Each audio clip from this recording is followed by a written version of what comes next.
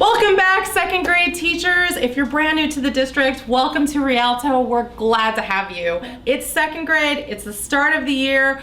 Oh my goodness, we're supposed to teach science. What am I supposed to do? We've been working really hard here in Rialto to make science instruction strong primary instruction and also not completely overwhelming for teachers and students.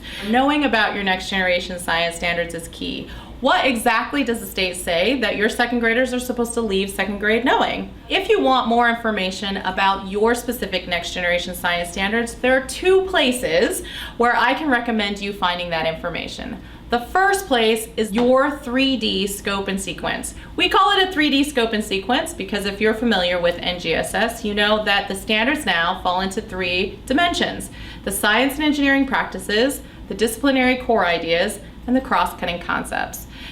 Without thinking about all 3 of these dimensions, you're really doing what we call flat instruction. We have created for you a 3D scope and sequence that tells you which items you might want to emphasize and where in the year. In addition to that, you can also access the California NGSS framework, and the link for the NGSS framework for second grade is also on the district website. To help teachers provide that excellent instruction, you'll be provided with the link in your email for a website called Mystery Science. Mystery Science is great because it provides hands-on lessons that are pre-designed, and you just kind of go through those pre-designed lessons with your students. They're broken up into basically the same 3 chunks that your 3D scope and sequence is also broken up into. When you're thinking about second grade and the topics that you're going to cover, they really fall into 3 categories. The first category is structure and properties, which might sound complicated, but really all the standards writers want your students to know is that little pieces make bigger things. The second thing is plants and animals. Specifically, we're talking about babies and parents. They want your students to know that babies share certain characteristics from their parents. So some of them look similar to their parents, or there are different traits that transfer from parents to babies. The third thing is earth systems. And when we're talking about earth systems, what we're really talking about is wind and water, and how wind and water help to shape the earth. In second grade, you have a common lab.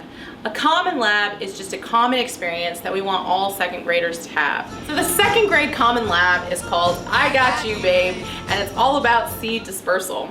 Seed dispersal is basically how seeds move around. In order to start that lab, we actually ask every teacher to take their classroom outside and look for seeds in their natural environment. What you will find is that most seeds are actually around the adult plant that seed will grow into. Interesting. Why do you think that might be? That's the question that we ask your students. After they do that seed comparison, they think about what way are these seeds dispersed. And there's a seed dispersal song that you and your students will love.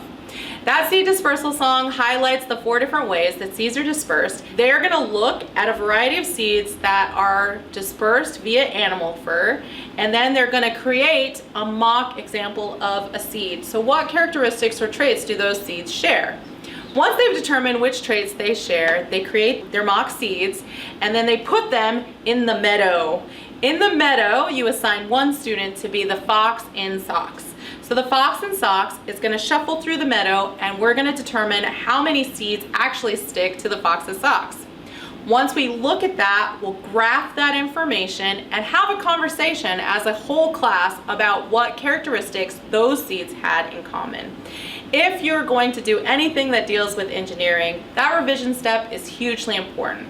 And then the students will write a short series of sentences that explains what they learned from that activity.